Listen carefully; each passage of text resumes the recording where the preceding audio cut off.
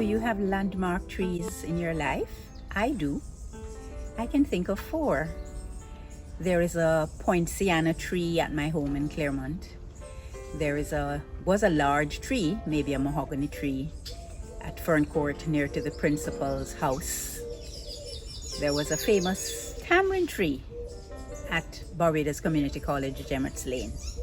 And this is my flamboyant tree.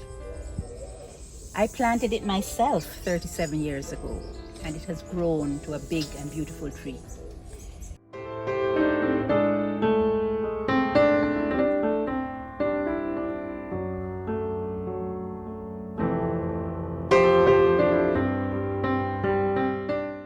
But now the roots are all gnarled and knotted. Some of the branches are falling. The pods are a constant nuisance. And every year I agonize over whether I should cut this tree down. And then I remember the shade that it provides for that beautiful garden and the shelter for the parties and occasions and meetings. And I remember Shakespeare talking about tongues in trees and books in brooks and sermons in stones and good in everything.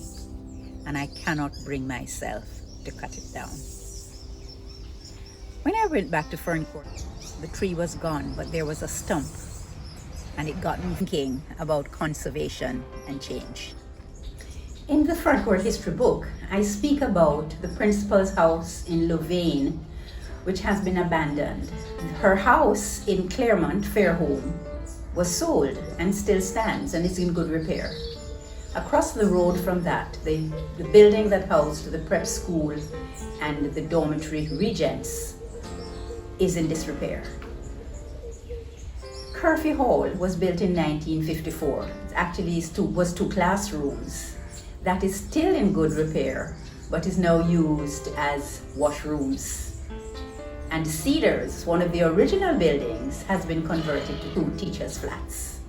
One of the most stately buildings on the compound that was used as dormitories and as assembly points. In fact, I would call that the landmark building. That still stands.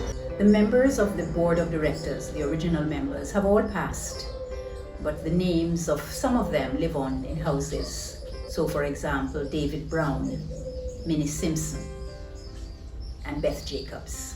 It is interesting that the former Minister of Education, now Honorable Andrew Holness, commented that Ferncourt is one of the most sought after institutions in St. Anne, and he compared it as an oak that has grown from a small seed.